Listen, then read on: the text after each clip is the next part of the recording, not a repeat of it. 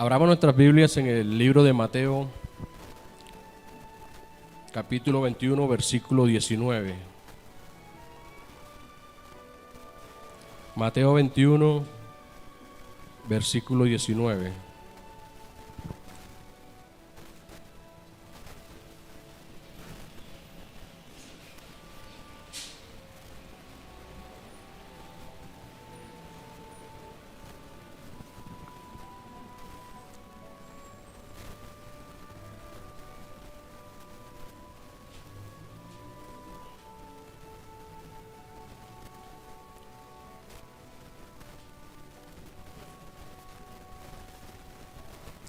Dice la palabra del Señor: y viendo una higuera cerca del camino, vino a ella, y no halló nada en ella, sino hojas solamente, y le dijo: nunca jamás nazca de ti fruto. Y luego se secó la higuera.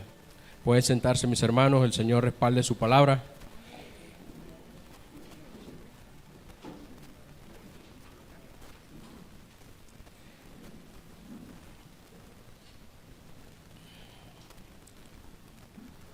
El nombre de esta enseñanza que el Señor nos regala en el día de hoy se llama siervos inútiles.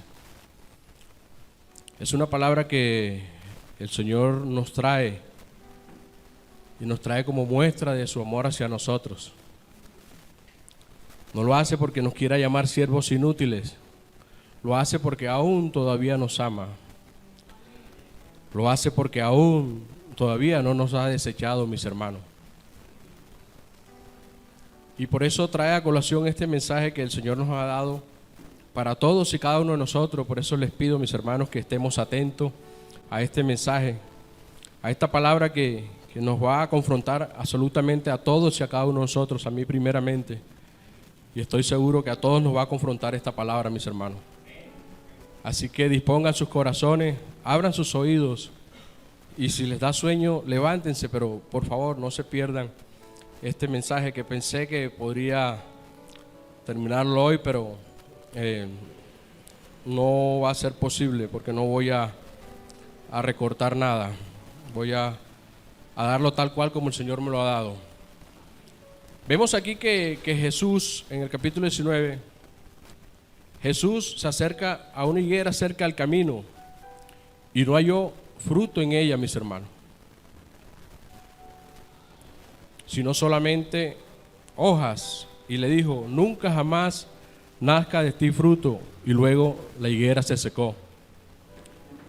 Es un mensaje que lógicamente inicialmente va para su pueblo, la nación de Israel, porque Él vino a salvar a su pueblo, pero los suyos no le recibieron.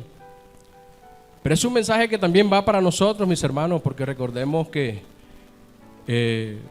mientras Israel es el olivo natural, nosotros somos el olivo injertado a causa de la dureza del corazón de ese pueblo de Dios. Y gloria al Señor, porque así fue, porque así esa salvación que inicialmente nada más era para ese pueblo, trascendió para todos y cada uno de nosotros, mis hermanos. Y así como el Señor esperaba que su pueblo, el pueblo de Israel, diera frutos, también lo espera de cada uno de nosotros, mis hermanos. Y es básicamente aquí donde se centra este mensaje. ¿Cuánto tiempo llevamos en el camino del Señor? ¿Cuántos años llevamos en este camino? ¿Qué fruto estamos dando para la obra del Señor? Si estamos marcando una diferencia con el resto del mundo, mis hermanos. Es una pregunta que todos deberíamos hacernos, mis hermanos. Porque desafortunadamente somos una iglesia prácticamente igual a las que hay en todo este sector o en cada uno de los municipios. Lo único que hemos hecho es cambiar de denominación. Venimos cada domingo a recibir el mensaje y nos vamos igual, pero no estamos mostrando frutos de que realmente el Espíritu de Dios mora en nosotros. No estábamos dando los frutos que Dios quiere que nosotros como hijos de Dios demos, mis hermanos. Entonces no estamos marcando ninguna diferencia, porque somos igual que la misma iglesia católica de la cual Dios nos sacó. Estamos haciendo exactamente lo mismo. No estamos retumbando en este sector, es para que esta iglesia retumbe en este sector, se dé a conocer, mis hermanos, porque marquemos una diferencia con relación a todo el resto de iglesias que hay en el mundo, sobre todo acá, que nos caracteriza por ser un pueblo católico. Esa diferencia no la estamos dando, no estamos mostrando, pero es precisamente porque no estamos dando frutos, mis hermanos. No estamos marcando una diferencia.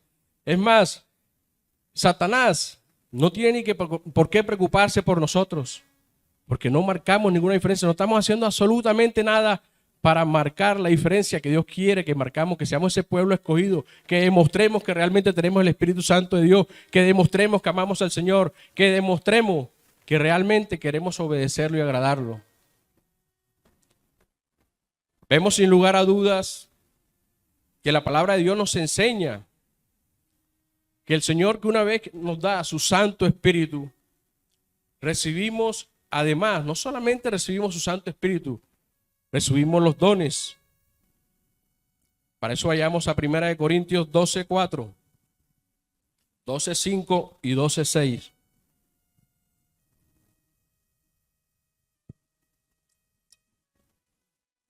Primera de Corintios 12, 4, 5 y 6.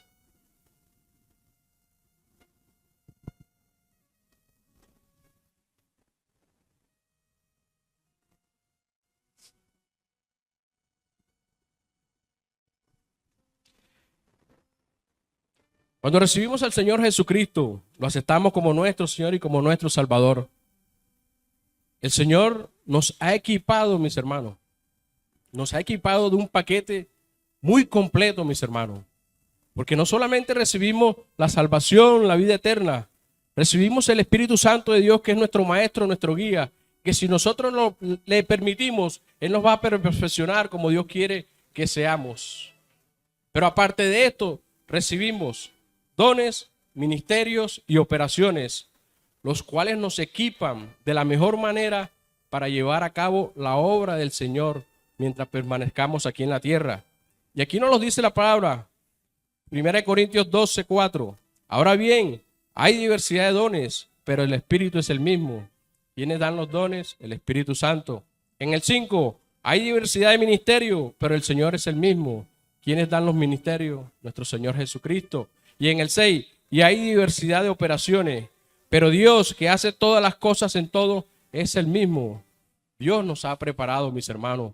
Dios nos ha dado un paquete completo, mis hermanos. Pero no para que nos quedemos aquí postrados, aquí sumidos en un letargo, aquí desanimados, como si tuviésemos en cada uno de nosotros un espíritu de estupor.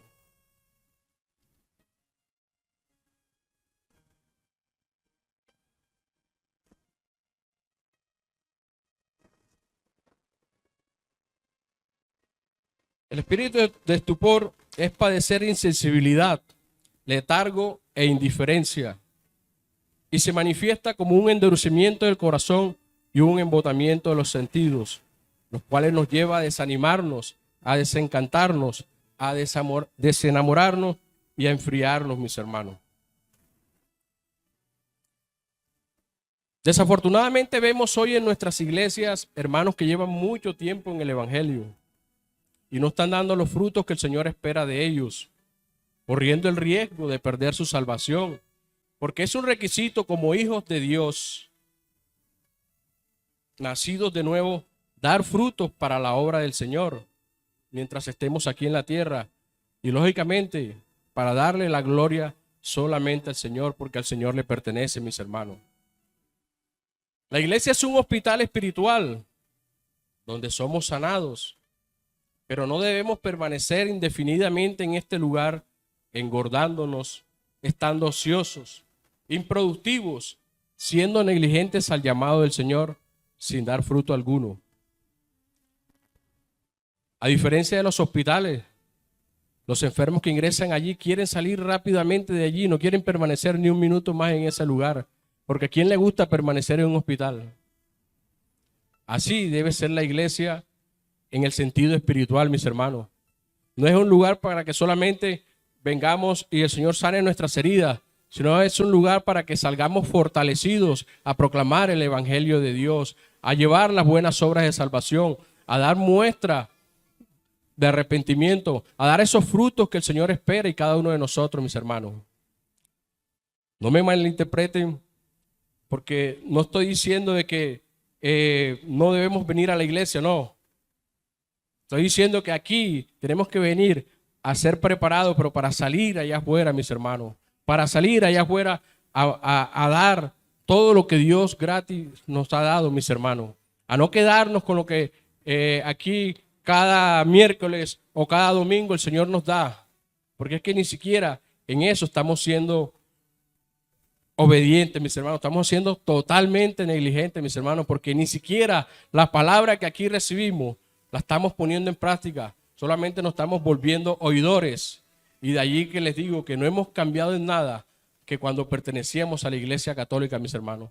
No estamos marcando esa diferencia. ¿Por qué? Porque tenemos la misma actitud y quizás aún menos que aquellos que están en la Iglesia Católica o inclusive aquellos que están en doctrinas equivocadas como los testigos de Jehová, que salen a predicar el Evangelio, no el Evangelio indicado, pero lo hacen en grupos y lo hacen con gozo y alegría. Y nosotros ni siquiera para eso estamos dando frutos, mis hermanos. El Señor nos ha dado una serie de mandamientos. Nos los ha pedido a través de su palabra. Muchos mandamientos, los cuales son de gran provecho para nuestra vida espiritual. Y poder llevar a cabo de esta manera las obras que el Señor espera de nosotros. Nos ha dado mandamientos como el congregarnos. Nos ha dado mandamientos como el orar. Nos ha dado mandamientos como el velar, nos ha dado mandamientos como el ayunar y nos ha dado mandamientos como predicar el Evangelio.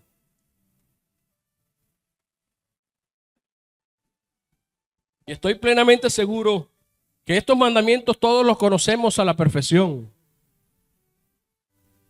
Como por ejemplo el congregarnos. ¿Quién no conoce Hebreos 10:25?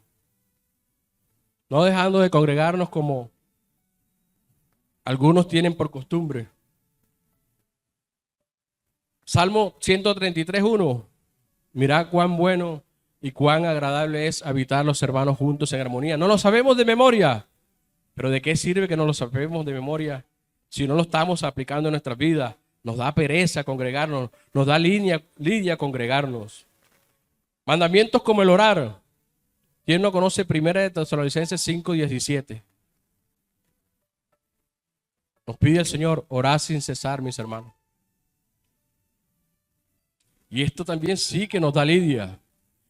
Aquí el pastor cita cada martes y cada jueves a la oración. Y desafortunadamente nada más asisten 4 personas en una congregación donde está conformada por 70 miembros, mis hermanos.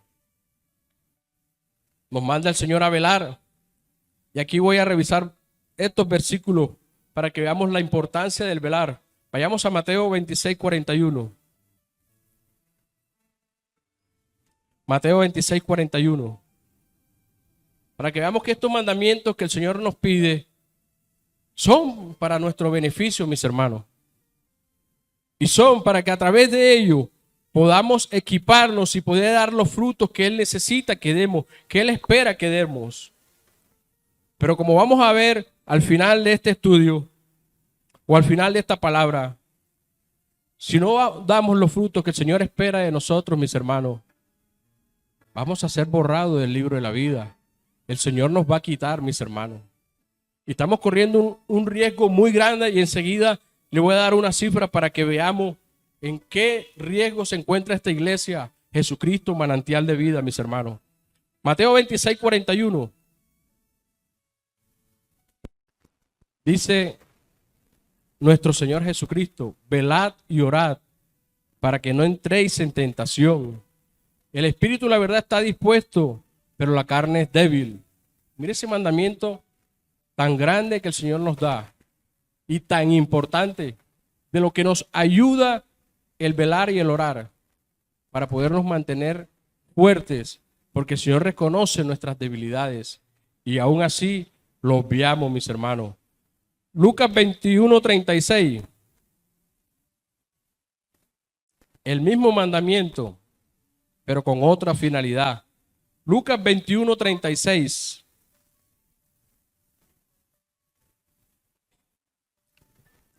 Dice la palabra del Señor: velad pues en todo tiempo. ¿En cuánto?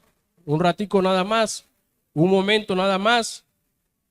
En todo tiempo, para que seáis tenidos por dignos de escapar de todas estas cosas que vendrán y de estar de pie delante del Hijo del Hombre, mis hermanos. Y eso es algo que parece que se nos ha olvidado. Constantemente aquí estamos hablando que el Señor ya viene, que el Señor ya viene, que el Señor ya viene por su iglesia. Pero nos da pereza venir a las vigilias, mis hermanos. Aquí en este año hemos programado 3 vigilias. Y es triste la cantidad de hermanos que vienen a ellas, mis hermanos. Ahí estamos mostrando nuestro interés por las cosas de Dios. Estamos mostrando nuestro desamor por el Señor, mis hermanos. Porque mire que es un mandato del Señor que nos está recordando de que velemos para que podamos escapar de las cosas que sobrevendrán, para que podamos ser dignos de escaparnos, de irnos con el Señor, para que podamos ser dignos de estar delante de Él el día que Él venga por el Señor. Y aún así, el pastor no se cansa de invitarnos, y gloria a Dios porque es un siervo esforzado que no se cansa. Y aún así nosotros tenemos oídos sordos, que como lo dije al principio, parece que nos hubiese sobrevenido un espíritu de estupor, que lo pueden encontrar en Romanos 11:8 para los que están interesados. El Señor habla del espíritu de estupor. Romanos 11:8.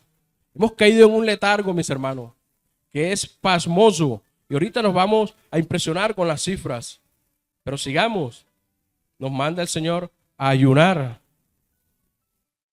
Y ese es algo otro que también nos da lidia, porque aquí solamente se pide ayuno 2 veces al mes. Y aún así no obedecemos, mis hermanos. Aún así no venimos a este llamado. Mateo 9, del 14 al 15. Mateo 9, del 14 al 15.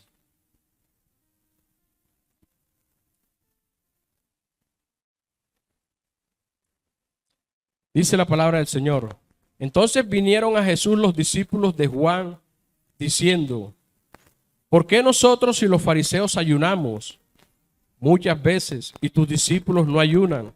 Jesús les dijo: ¿acaso pueden los que están de bodas tener luto entre tanto que el esposo está con ellos? Pero vendrán días como los de ahora, mis hermanos, porque nuestro Señor ya no está físicamente en la tierra con nosotros. Pero vendrán días cuando el esposo les será quitado y entonces ayunarán. Ahí vemos claramente que es un mandato que igual lo podemos reforzar en Marcos 2, del 19 al 20.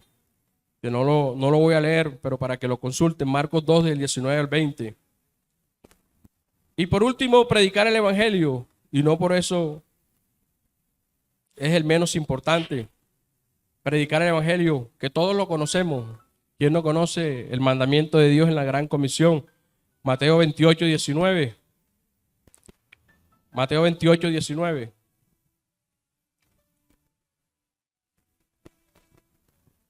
Por tanto, y haced discípulos a todas las naciones, bautizándolos en el nombre del Padre y del Hijo y del Espíritu Santo. Pero profundicemos más allá. Romanos 10, del 14 al 15, para que veamos la importancia de este mandamiento. Romanos 10, del 14 al 15. Dice el apóstol Pablo: ¿cómo pues invocarán a aquel en el cual no han creído? ¿Y cómo creerán en aquel de quien no han oído? ¿Y cómo irán sin haber quien les predique? ¿Y cómo predicarán si no fueren enviados? Como está escrito: cuán hermosos son los pies de los que anuncian la paz, de los que anuncian las buenas nuevas. Esta última parte también la podemos reforzar en Isaías 52, 7. Y aquí nos está mostrando claramente el Señor cuál es el fruto que más se espera de nosotros. Que anunciemos su palabra, que anunciemos su evangelio. Porque como aquellas personas van a conocer a aquel que no han creído? ¿Cómo aquellas personas creerán en aquel del cual no les hablamos, no le predicamos, no le enseñamos lo que Dios ya nos ha enseñado, mis hermanos? ¿Cuán negligentes somos, mis hermanos? Y sobre todo, esta iglesia, Jesucristo, manantial de vida, la cual no está marcando ninguna diferencia en este sector. Que como los dije al principio, Satanás se debe encontrar tranquilo, porque no estamos haciendo absolutamente nada para la obra de Dios.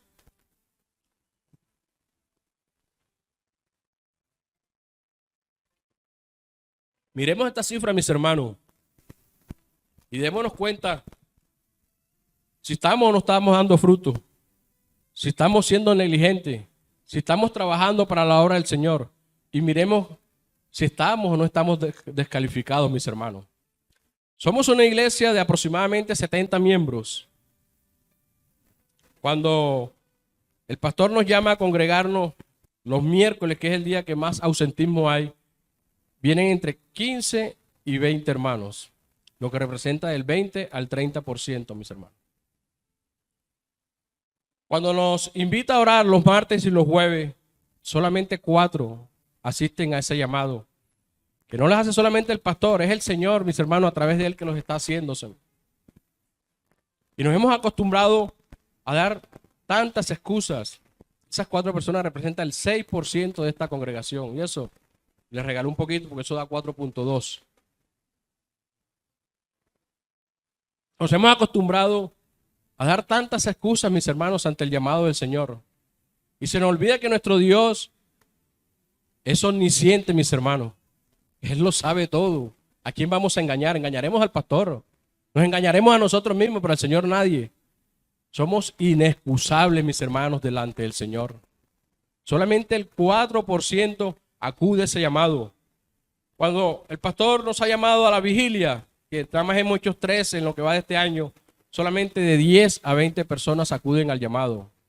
Y siguen presentando excusas, pero para el Dios no hay excusas, mis hermanos, que representa un 15 al 30% de esta congregación. Cuando el pastor nos llama al ayuno los sábados, que son 2 sábados al mes, solamente entre 8 y 10 personas, lo que representa entre el 12 al 15% de los miembros de esta congregación, mis hermanos. Cuando nos llama la jornada de evangelización, que es una sola vez al mes, mi hermano, una sola vez. Qué tristeza, qué pobreza, que debiera ser cada domingo por lo menos. Porque es el llamado más grande que Dios nos hace, que es predicar su palabra, que es llevar su evangelio. Nada más van de 4 a 5 personas, mis hermanos. Entre el 6 y el 7%, mis hermanos. ¿Qué clase de iglesia somos? Miren estas cifras tan paupérrimas. Somos unos cristianos raquíticos, mis hermanos, que no estamos dando al Señor ni siquiera el 50%. Y eso es algo muy delicado, porque todos conocemos la parábola de las 10 vírgenes, ¿correcto? Y sabemos que uno de los mensajes más grandes que el Señor nos revela allí es que la mitad del llamado pueblo de Dios se queda, mis hermanos. La mitad del llamado pueblo de Dios no se va con Jesucristo porque no lo espera. No se va con Jesucristo porque no está haciendo su obra. No se va con Jesucristo porque no estamos dando frutos. El 50% de la iglesia de Dios a nivel mundial se queda en el rapto de la iglesia, mis hermanos. Y es bastante, el 50%. Es mucho, mis hermanos. Por lo tanto, los cupos que hay son poquitos. Tenemos que esforzarnos y luchar para que seamos parte de ese 50%. Pero tristemente vemos en esta iglesia que en las actividades que le acabamos de mencionar, ni siquiera llegamos al 10%, mis hermanos. ¿Cómo estamos delante de Dios? ¿Cómo se encuentra esta iglesia delante de Dios? ¿Qué estamos dándole al Señor? Si Él nos ha dado todo, Él nos ha equipado absolutamente de todo. No ha escatimado absolutamente nada. ¿Y qué estamos haciendo, mis hermanos? ¿Cuál es nuestra actitud? Si aplicamos Juan 14:15, también se lo saben, ¿cierto? ¿Qué dice el Señor en Juan 14:15? Si me amas, guarda mis mandamientos. Y guardar mis mandamientos es obedecerlo en todo, si realmente amamos al Señor. Pero por nuestros hechos estamos demostrando todo lo contrario. Un desamor por las cosas de Dios, una apatía por las cosas del Señor.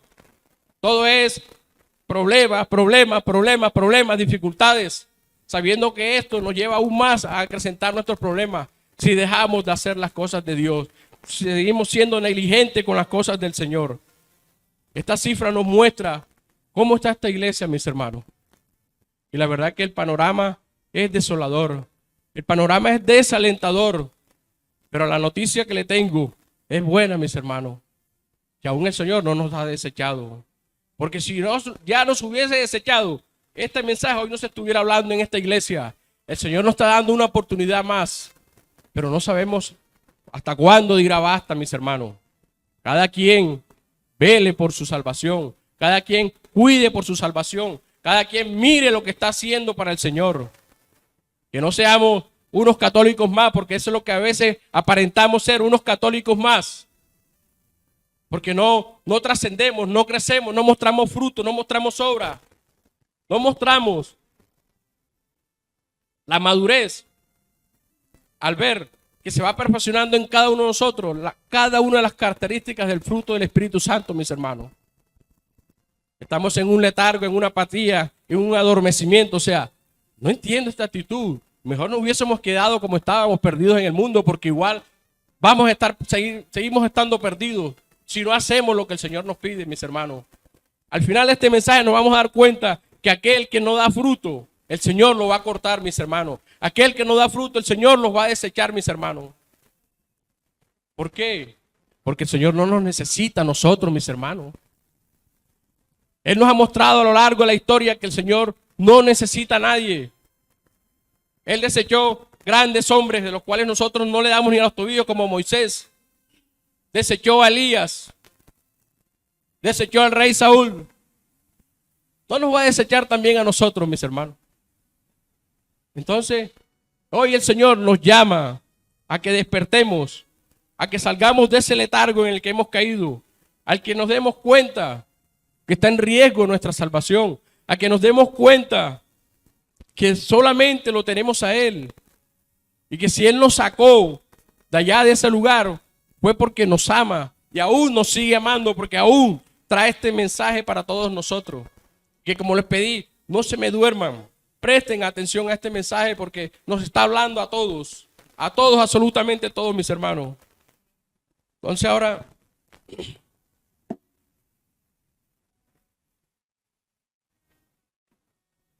con respecto a nuestra obligación de predicar el Evangelio, es el mandamiento donde más le fallamos al Señor. Y es este quizás el mandamiento, mis hermanos, donde nuestro Señor más espera que demos fruto. Porque la salvación del Señor no la escogió nada más para mí, o para el pastor, o para cualquiera de ustedes. El Señor la escogió para todo, para toda su creación. Porque la misma palabra enseña que el Señor no quiere que nadie se pierda, sino que todos procedamos al arrepentimiento. Pero si nosotros, que somos privilegiados al haberlo conocido, al él habernos alcanzado, al haber recibido la salvación, ¿qué ganamos con guardarnos eso que Dios nos ha dado? ¿Qué ganamos con guardarnos eso que Dios nos ha regalado? ¿Qué ganamos con saber tanta Biblia si no la practicamos? ¿Qué ganamos si no llevamos lo más importante, las buenas nuevas de salvación? Me perdonan la expresión, mis hermanos, pero somos egoístas. Guardarnos algo tan valioso, algo tan importante, por pereza, por negligencia, por todo, mis hermanos. Este es el mandamiento donde más fallamos. Y es el mandamiento donde el Señor más espera que demos fruto. Tanto es así que el apóstol Pablo, mis hermanos, llegó a decir en 1 Corintios 9:16. Vayamos allá. 1 Corintios 9:16. Para que veamos la importancia de este mandamiento, mis hermanos. 1 Corintios 9:16. Dice el apóstol Pablo: pues si anuncio el evangelio, no tengo de qué gloriarme, porque me es impuesta necesidad, mis hermanos. ¿Se ha sentido la necesidad de predicar el evangelio? Contéstense esta pregunta. Si han sentido en su corazón la necesidad de predicar el evangelio, porque si no la sienten, mis hermanos, no hay amor en ustedes, mis hermanos. Porque realmente tiene que haber un amor por las almas perdidas, un amor por aquellos que no les ha resplandecido el evangelio, que no han conocido la verdad. Tiene que haber un amor y un dolor de ver esas almas perdidas, mi hermano. Entonces dice el apóstol Pablo, me es impuesta necesidad, y termina diciendo, ay de mí si no anunciar el evangelio, mis hermanos. Porque el apóstol dirá, ay de mí. Ay de mí. Tengamos cuidado con ese ay. Tengamos cuidado con ese ay, mi hermano, porque es una obligación como nosotros y es algo que nosotros espera que prediquemos su palabra. Iniciemos primeramente con nuestra casa, porque la misma palabra nos enseña que si un hombre no provee para los de su casa, si un hombre no provee para los de su casa, es peor que un incrédulo, mis hermanos. Ay de mí si no predico en el lugar donde trabajo. Ay de mí si no predico a los vecinos a los cuales tengo. Ay de mí si no salgo en representación de Dios primeramente y de esta iglesia a predicar el evangelio, mis hermanos. ¿Por qué no lo hacemos? Nos da pena, nos da vergüenza. Así se avergonzará el Señor de nosotros el día que nos presentemos delante de Él. Señor, Señor, en tu nombre hicimos milagros. En tu nombre fuimos a predicar. Y ese día el Señor nos dirá, no los conozco, mis hermanos. Si nos avergonzamos del Señor, Él se avergonzará de nosotros, mis hermanos. Ahí mismo en Tito 1, del 1 al 3.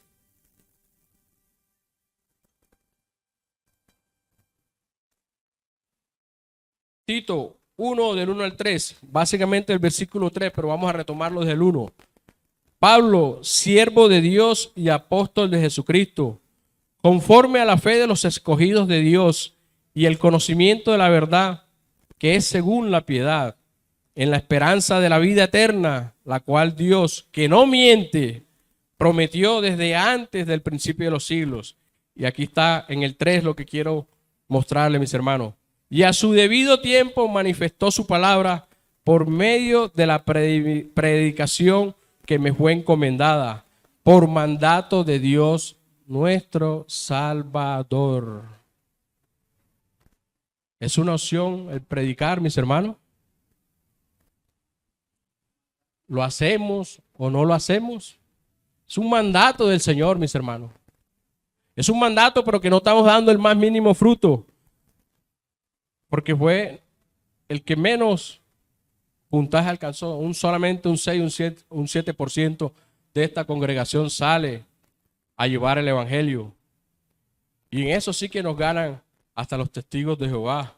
En eso sí que nos ganan hasta los mormones. Pero nosotros, ¿qué estamos haciendo? Sentados aquí en estas 4 paredes, engordándonos, estando ociosos. Todo esto es en sentido espiritual, improductivos, siendo negligentes al llamado. En otra versión, 1 Corintios 9:16 dice, sin embargo, predicar la buena noticia no es algo de lo que pueda gastarme. Estoy obligado por Dios a hacerlo, mis hermanos. Estoy obligado por Dios a hacerlo, mis hermanos. Y aquel que no hace lo que Dios le pide es un desobediente, mis hermanos. Y como desobediente cae en rebelión, mis hermanos. Y recordemos que como adivinación es el pecado de rebelión, mis hermanos. Y las consecuencias tan grandes y tan nefastas que como hijos de Dios trae a nuestras vidas son muy grandes, mis hermanos. Seremos cortados, mis hermanos. Estamos jugando con nuestra salvación, mis hermanos. Termina diciendo en otra versión, qué terrible sería para mí si no predicara la buena noticia. Qué terrible sería para todos y cada uno de nosotros si no predicáramos esta noticia, mis hermanos.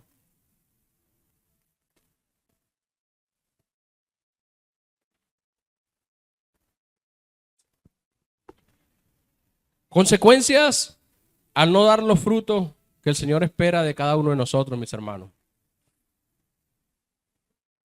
A no dar los frutos para los cuales el Señor nos ha equipado. Porque recordemos que nos dio el Espíritu Santo, nos dio dones, nos dio ministerio, nos dio operaciones. Qué tremendo kit nos ha dado el Señor. Al no dar los frutos para los cuales el Señor nos ha equipado, irremediablemente el Señor nos cortará y nos reemplazará por otros que sí den esos frutos que el Señor espera, mis hermanos. Y para ello, vayamos a Mateo 25, del 14 al 30. Mateo 25, del 14 al 30.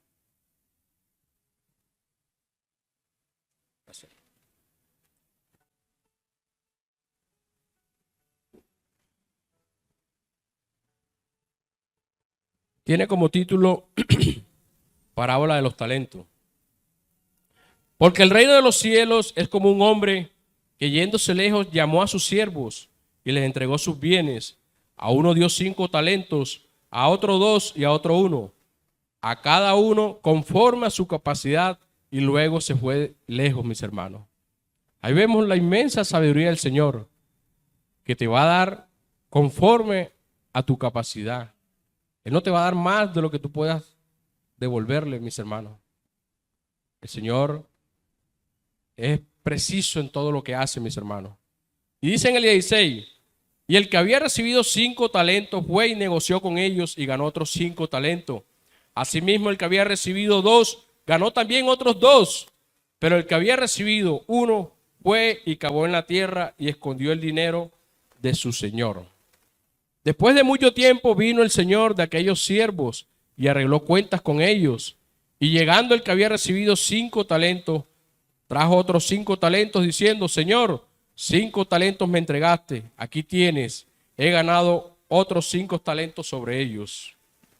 Y su señor le dijo, bien, buen siervo y fiel, sobre poco has sido fiel, sobre mucho te pondré, entra en el gozo de tu señor. En el 22, llegando también el que había recibido 2 talentos, dijo, Señor, 2 talentos me entregaste, aquí tienes, he ganado otros 2 talentos sobre ellos. Su señor le dijo, bien, buen siervo y fiel, sobre poco has sido fiel, sobre mucho te pondré, entra en el gozo de tu señor. Pero llegando también el que había recibido 1 talento, dijo, Señor, te conocía que eres hombre duro, que ciegas donde no sembraste y recoges donde no esparciste. Por lo cual tuve miedo y fui y escondí tu talento en la tierra. Aquí tienes lo que es tuyo.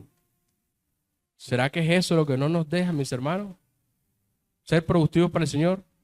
¿Tenemos miedo, mis hermanos? Se nos olvida del espíritu que hemos recibido, que no es un espíritu de cobardía, sino de poder y dominio propio. Revisémonos, mis hermanos, si realmente Dios nos ha equipado con el Espíritu Santo de Dios, porque tenemos que demostrarlo, mis hermanos. Recordemos que cada cosa que hagamos para el Señor no lo hacemos en nuestras propias fuerzas, sino es el Espíritu Santo el que lo hace por nosotros y a través de nosotros, siempre y cuando andemos fieles al Señor, fieles a sus principios, a sus mandamientos, en obediencia y santidad. Dice en el 26, respondiendo su Señor le dijo, siervo malo y negligente, ¿sabías que ciego donde no siembro y que recojo donde no esparcí? Por tanto, debías haber dado mi dinero a los banqueros y al venir yo hubiera recibido lo que es mío con los intereses. Quitarle pues el talento y darlo al que tiene 10 talentos, porque al que tiene le será dado y tendrá más, y al que no tiene, aún lo que tiene le será quitado, mis hermanos. Y al siervo inútil echarle en las tinieblas de afuera, allí será el lloro y el crujir de dientes.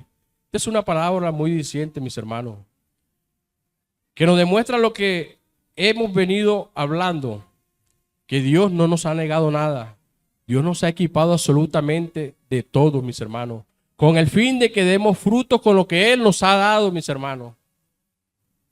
No que lo hagamos con aquel siervo negligente que guardó lo que Dios le ha dado y no lo puso al servicio del Señor. No lo puso a producir para el Señor, mis hermanos. Mientras que aquellos lo que Dios le ha dado, lo multiplicaron al 100%. Este no dio absolutamente nada para la obra del Señor. ¿Y qué pasó con este? Este último, el Señor lo desechó. Y aún lo que le había dado, se lo dio al que más había producido, mis hermanos. Que hoy el Señor, mis hermanos, no nos quite lo que ya nos ha dado, mis hermanos. Que hoy el Señor no arrebate lo que nosotros mismos por negligencia hemos dejado, porque somos nosotros que por negligente lo hemos dejado. No es que Él quiera hacerlo. Somos nosotros que con nuestra actitud le estamos dando permiso al Señor para que nos quite lo que nos ha dado, mis hermanos. Y como dice, será echado en las tinieblas de afuera, que allí será el lloro y el crujir de dientes, mis hermanos. El Señor nos va a cortar. El Señor nos va a quitar si no damos frutos. Vayamos a Lucas 13, del 6 al 9. Lucas 13, del 6 al 9.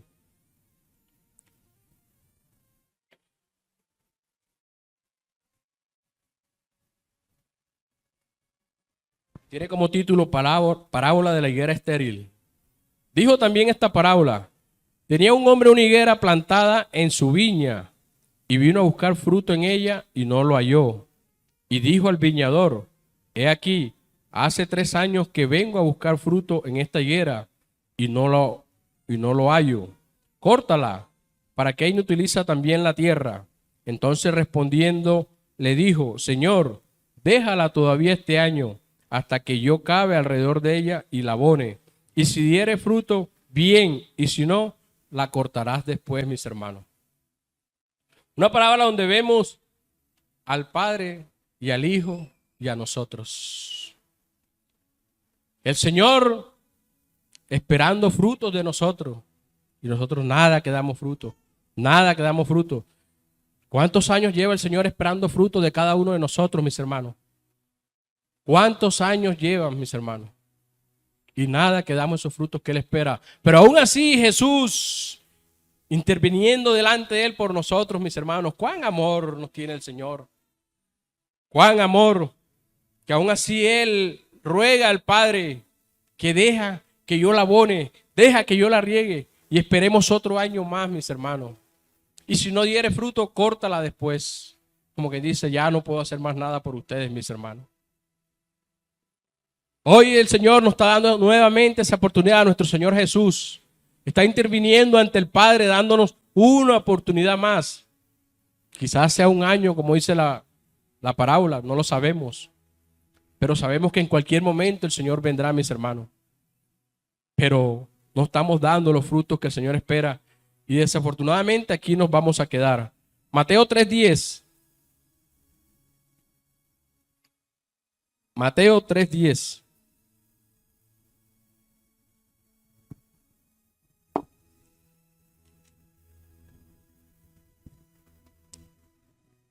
Dice la palabra del Señor: y ya también el hacha está puesta a la raíz de los árboles. ¿A dónde está puesta el hacha? No a las hojas, mis hermanos. A la raíz, mis hermanos. El hacha está puesta a la raíz de los árboles. Por tanto, todo árbol que no da buen fruto es cortado y echado al fuego, mis hermanos. Si no damos fruto, el Señor nos va a raer del todo, mis hermanos.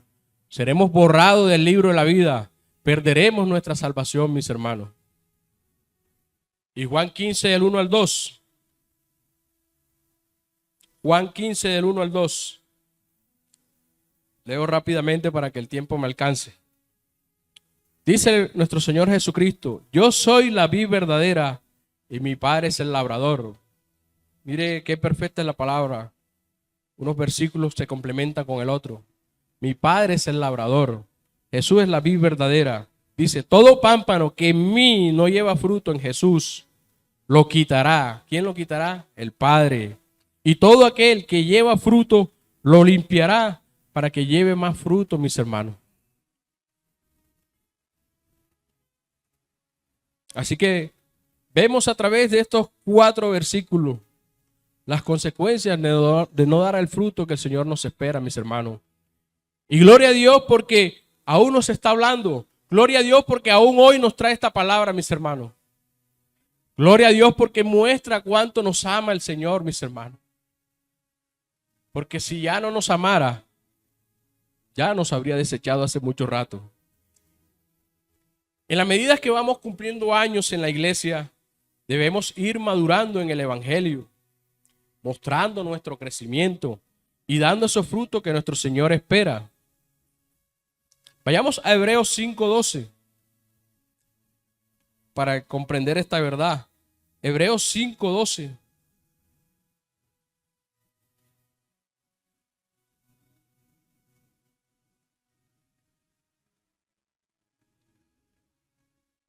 Hebreos 5:12. Dice la palabra del Señor. Porque debiendo ser ya maestros después de tanto tiempo, debiéramos, la gran mayoría de los que estamos aquí, ya ser maestros. Dice el apóstol Pablo, o dice el Señor a través del apóstol Pablo, porque debiendo ser ya maestros después de tanto tiempo, tenemos necesidad de que se nos vuelva a enseñar cuáles son los primeros rudimentos de la palabra de Dios. Y es que eso es lo que parecemos. Solamente venimos a que nos den palabra, nos den palabra, nos den palabra, nos den palabra, nos den palabra. Pero realmente nos estamos alimentando, mis hermanos, como debe ser, no engordándonos. Porque engordarse no es sinónimo de nutrición, sino de malnutrición. Realmente a eso estamos viniendo aquí, a recibir palabra, recibir palabra, recibir palabra, recibir palabra. Pero lo estamos mostrando que realmente el Señor nos está alimentando. Realmente estamos mostrando de que el Señor nos está transformando, mis hermanos. Porque debiendo ser ya maestros después de tanto tiempo, tenéis necesidad de que se os vuelva a enseñar cuáles son los primeros rudimentos de la palabra de Dios. Y habéis llegado a ser tales que tenéis necesidad de leche y no de alimento sólido. Esta misma palabra, en otra versión, dice así. Hace tanto que son creyentes. Pregúntese cada uno, ¿cuánto tiempo tenemos en el Evangelio? Hace tanto que son creyentes que ya debieran estar enseñando a otros. En cambio, necesitan que alguien vuelva a enseñarles las cosas básicas de la palabra de Dios. Son como niños pequeños que necesitan leche y no pueden comer alimentos sólidos, mis hermanos. Y esta cifra que les acabé de mencionar nos muestra que somos niños, mis hermanos. Somos niños porque no estamos mostrando crecimiento, no estamos mostrando madurez. Y eso sin mencionar nuestras conductas cuando nos molestamos con el hermano absolutamente por todo. Nuestra conducta cuando no somos capaces de perdonar una ofensa a nuestro hermano, ni aún ni siquiera a nuestros familiares, mis hermanos. No estoy mencionando eso. Pero hasta allá nos quiere llevar el Señor, a ese nivel de madurez, que realmente mostremos que estamos siendo guiados por el Señor, que realmente mostremos que está el Señor perfeccionando en cada uno de nosotros, es cada uno de nosotros, cada característica del fruto del Espíritu Santo. Como les dije en un principio, y gloria a Dios porque voy a terminar el mensaje, el Señor no necesita a ninguno de nosotros. Él lo ha demostrado una y otra vez, que Él reemplaza a aquel que ya no hace su voluntad, mis hermanos. Recordemos que reemplazó a Moisés por Josué.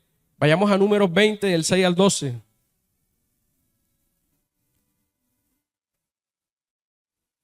Números 20, del 6 al 12. Reemplazó a nada más y nada menos que a Moisés, un siervo al cual ninguno de nosotros le damos por los tobillos.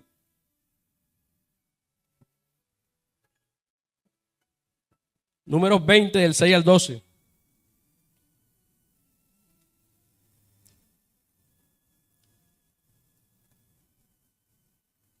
Y se fueron Moisés y Aarón de delante de la congregación a la puerta del tabernáculo de reunión, y se postraron sobre su rostro, y la gloria de Jehová apareció sobre ellos.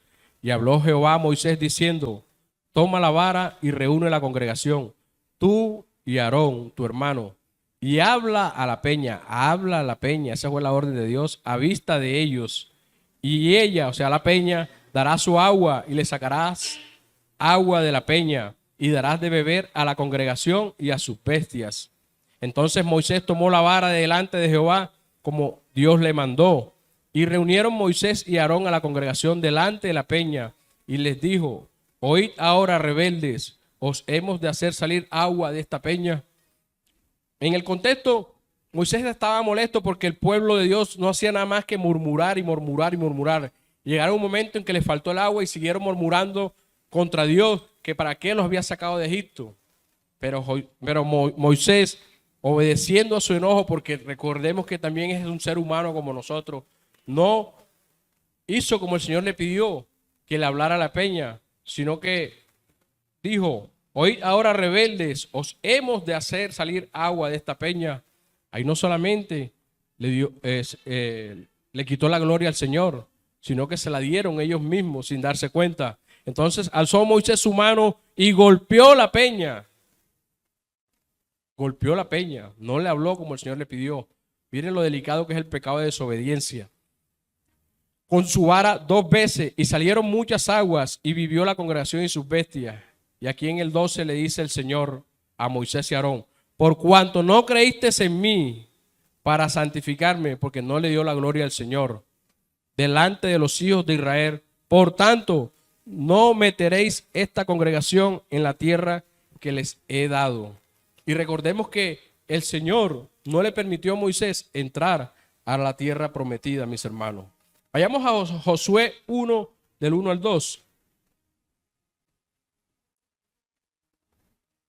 Josué 1, del 1 al 2.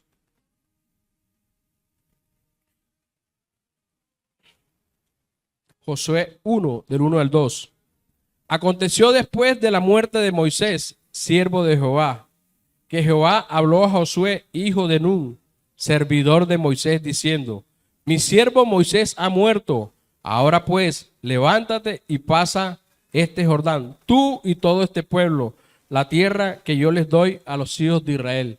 Ahí vemos claramente que el Señor desechó a Moisés por un error de desobediencia, un error de no haberle dado la gloria al Señor, un solo error, mis hermanos. Y nosotros, ¿cuántos errores no estamos cometiendo? ¿Cuántos errores no estamos cometiendo?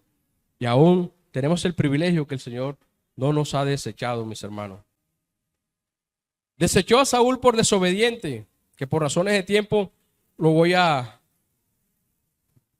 nombrar. Está en 1 Samuel 15, del 10 al 11, donde el Señor le dice a Josué que cuánto le pesa haber puesto a Saúl por rey, mis hermanos. Por lo tanto, me proveeré de rey. Y ahí vemos que el Señor no nos necesita a ninguno de nosotros. Por la desobediencia de Saúl fue desechado como rey, él y toda su generación, mis hermanos. Porque recordemos que en las monarquías va siempre la misma familia. E inclusive el mismo Elías, cuando se desanimó y pidió al Señor que le quitara la vida, y pensaba en sus pensamientos, Elías pensaba que solo él había quedado de los profetas de Dios. Aquí vamos rápidamente a Primera de Reyes 19, del 12 al 16. Primera de Reyes 19, del 12 al 16. Primera de Reyes 19, del 12 al 16. Lo voy a leer rápidamente. Y tras el terremoto,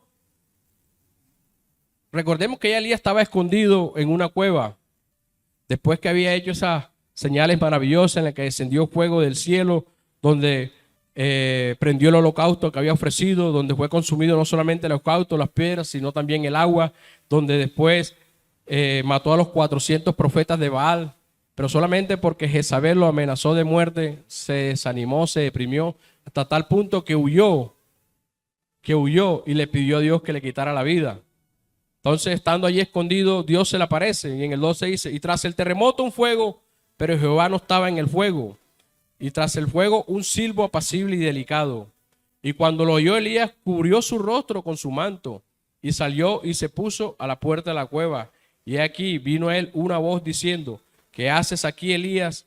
Elías respondiendo le dijo: he sentido un vivo celo por Jehová Dios de los ejércitos, porque los hijos de Israel han dejado tu pacto, han derribado tus altares y han matado a espada a tus profetas, y solo yo he quedado. Él creía que solamente él había quedado, y me buscan para quitarme la vida. Y le dijo Jehová: ve, vuélvete por tu camino, por el desierto de Damasco llegarás, y ungirás a Hazael por rey de Siria. Y aquí en el 16 vemos como el Señor ya le tenía reemplazo. Y a Jehú, hijo de Nimsi, ungirás por rey sobre Israel. Y a Eliseo, hijo de Safat, de Abel Meola, ungirás para que sea profeta en tu lugar, mis hermanos. Y ahí mismo en Primera de Reyes 19:18, recordemos que Elías pensaba que solamente le había quedado. Eso es desconocer a Dios. ¿Cómo vamos a creer que tenemos un Dios tan limitado? Pensar que solamente le había quedado de los profetas. Miren lo que le responde el Señor. El Señor no se quedó con esa afirmación de Elías. Le dijo en el 18: y yo haré que quede en Israel 7,000. 7,000 tenía el Señor preparado. Y Elías pensaba que él era el único, mis hermanos. Y Elías no era cualquier persona. Tan es así que tuvo el privilegio de ser arrebatado, mis hermanos. Y mire que Dios no necesitó a Elías. Tenía preparados 7,000 después de él. 7,000 cuyas rodillas no se doblaron ante Baal y cuyas bocas no lo besaron.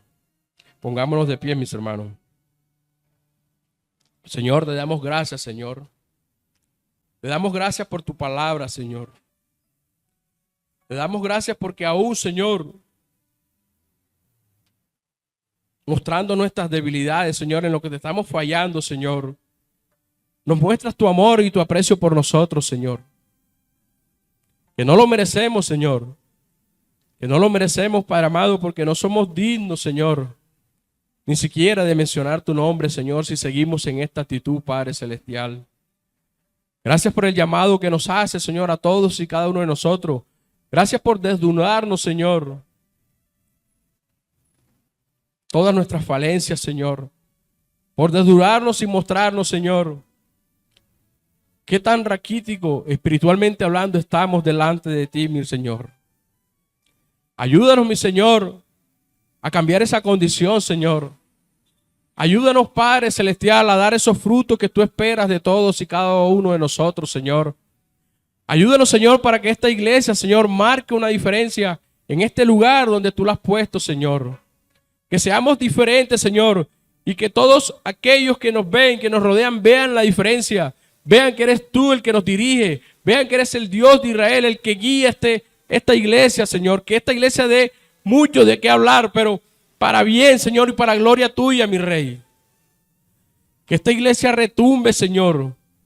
Y que aquellos, Señor, que no te conocen, Señor, puedan sentir ese anhelo y ese deseo, Señor, de pertenecer a esta iglesia, pero más que pertenecer a esta iglesia, de conocerte y de buscarte a ti, mi Rey. Gracias te damos, Señor, porque nos muestras cuán grande es tu amor, Señor. Que no solamente te conformaste con dar la vida de tu Hijo por nosotros, que no solamente te conformaste con equiparnos con dones, ministerios y operaciones, Señor, sino que constantemente, Señor, estás hablándonos, constantemente estás guiándonos, constantemente nos estás diciendo, Señor. Ayúdanos, Padre amado, a ser receptivos a tu voz.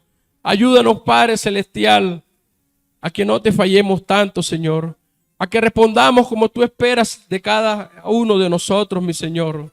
Para que seamos tenidos en cuenta, para que seamos dignos de escapar aquel día glorioso en que nuestro Señor Jesucristo viene por cada uno de nosotros, mis hermanos. Que ese día maravilloso podamos ser dignos de mirarlo cara a cara, Señor. Que ese día maravilloso no nos quedemos aquí postrados, no nos quedemos aquí avergonzados. Ayúdanos que podamos ser parte de ese 50% que se irá con el Señor, mi Señor. Porque es bastante, Señor, pero no nos damos cuenta que esa cifra es alta, Señor. Porque aún así, Señor, si tú vinieras en este momento, Ni siquiera el 10% de esta congregación se iría contigo, mi Señor. Te pedimos perdón por nuestra negligencia, Señor. Te pedimos perdón por nuestra necedad. Te pedimos perdón, Señor, por nuestra desamor, Señor. Porque no estamos mostrando que te amamos, Señor. Porque si te amáramos, te obedeciéramos, Señor. Ayúdanos, Señor. Ayúdanos, Padre amado, a andar en el camino que tú tienes preparado para cada uno de nosotros. Ayúdanos, Señor, a hacer tu voluntad, Señor. Ayúdanos, Señor, a ser esos siervos valientes y esforzados, Señor. Que podamos llegar a ese premio del supremo llamamiento, Señor. Te damos a ti, Señor, toda la gloria y toda la honra, porque solo a ti te pertenece, mi Señor. Y te doy las gracias, Señor, por permitirme predicar tu palabra, Señor. Y la gloria solo es tuya, Señor, porque es un privilegio inmerecido, Señor. Ahora te pido, Señor, que esta palabra, Señor, penetre, Señor, en el corazón de cada uno de mis hermanos. Quite el letargo y el adormecimiento que hay en cada uno de nosotros. Y te pido también para que lleves a cada uno de mis hermanos a sus casas en bendición, en seguridad. Todo te lo pedimos, amado Padre, en el nombre de mi Señor y Salvador Jesucristo. Amén y amén. Dios los bendiga, mis hermanos.